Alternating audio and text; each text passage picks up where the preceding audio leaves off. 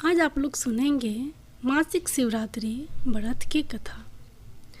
धार्मिक पौराणिक कथा के अनुसार चित्रभानु नामक एक शिकारी था। जानवरों की हत्या करके वह अपने परिवार को पालता था। वह एक साहूकार का कर्जदार था, लेकिन उसका ऋण समय पर ना चुका सका। क्रोधित साहूकार ने शिकारी को शिव मठ में बंदी बना लिया। संयोग से उस दिन शिवरात्रि थी। शिकारी ध्यान मगन होकर शिव संबंधी धार्मिक बातें सुनता रहा।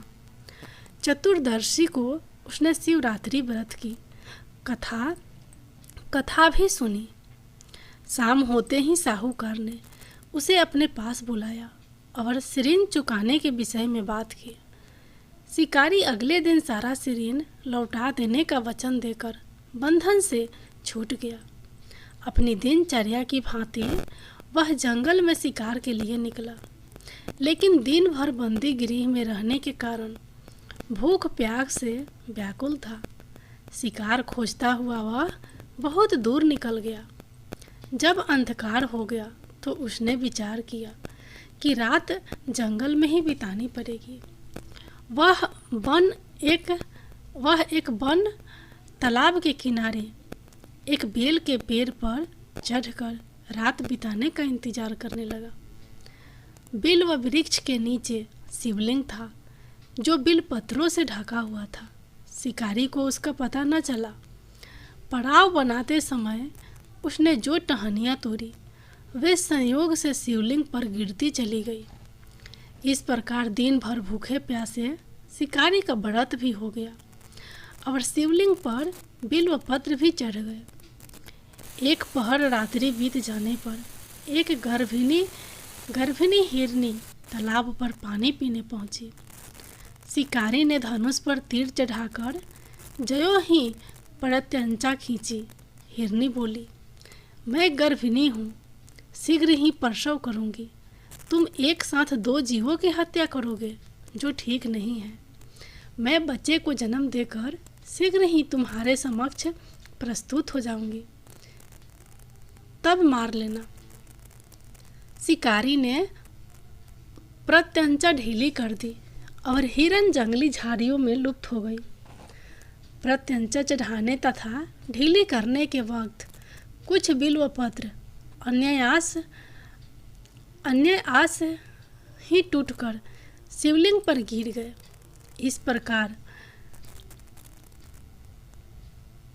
इस प्रकार उससे अनजाने में ही प्रथम पहर का पूजन भी संपन्न हो गया। कुछ ही देर बाद एक और हिरनी उधर से निकली। शिकारी की प्रसन्नता का ठिकाना न रहा। समीप आने पर उसने धनुष बाण चढ़ाया। तब उसे देख हिरनी ने विनम्रतापूर्वक निवेदन किया, हे शिकारी, मैं थोड़ा देर पहले ऋतु से निवृत्त हुई हूँ। कामातुर वीरहीनी हूँ, अपने प्रिय की खोज में भटक रही हूँ। मैं अपने पति से मिलकर शीघ्र ही तुम्हारे पास आ जाऊंगी। शिकारी ने उसे भी जाने दिया। 2 बार शिकार खोकर उसका माथा ठनका। वह चिंता में पड़ गया। रात्रि का आखिरी पहर बीत रहा था। इस बार भी धनुष से लगकर कुछ बेल व पत्र शिवलिंग पर जा गिरे तथा दूसरे पहर की पूजन भी संपन्न हो गई। तभी एक अन्य हिरनी अपने बच्चों के साथ उधर से निकली।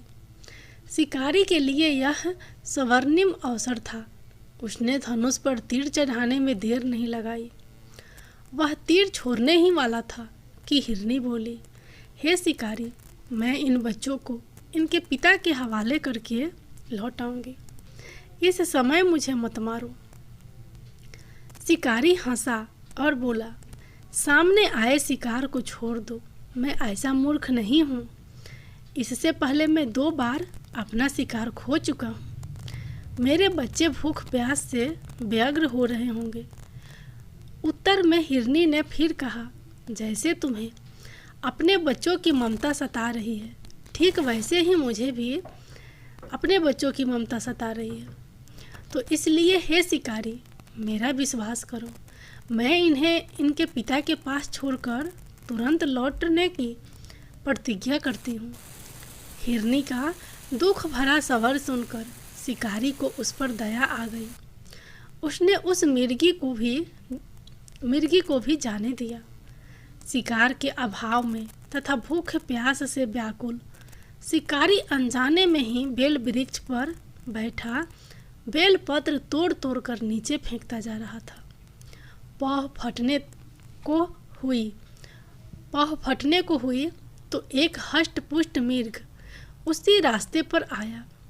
शिकारी ने सोच लिया कि इसका शिकार वह अवश्य करेगा। शिकारी की तनी प्रत्यंचा देखकर मिर्ग विनीति स्वर में बोला, हे शिकारी, यदि तुमने मुझसे पूर्व आने वाली 3 मिर्गियों तथा छोटे छोटे बच्चों को मार डाला है तो मुझे भी मारने में विलंब ना करो, ताकि मुझे उनके वियोग में एक क्षण भी दुख ना सहना पड़े। मैं उन हिरनियों का पति हूँ। यदि तुमने उन्हें जीवन दान दिया है तो मुझे भी कुछ क्षण का जीवन देने की कृपा करो।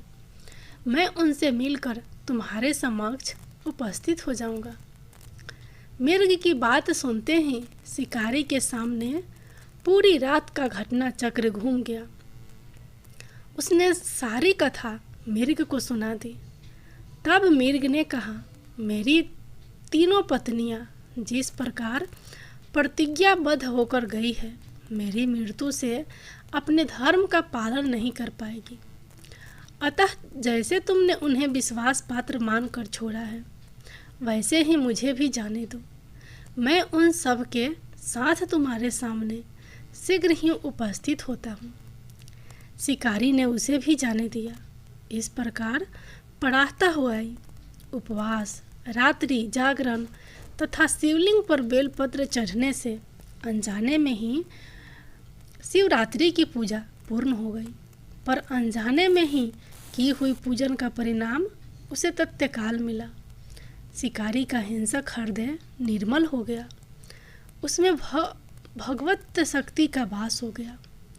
थोड़ी ही देर बाद वह मिर्ग सब परिवार शिकारी के समक्ष उपस्थित हो गया ताकि वह उनका शिकार कर सके। किंतु जंगली पशुओं की ऐसी सत्यता, सात्विकता एवं सामूहिक प्रेम भावना देखकर शिकारी को बड़ी गलीन हुई।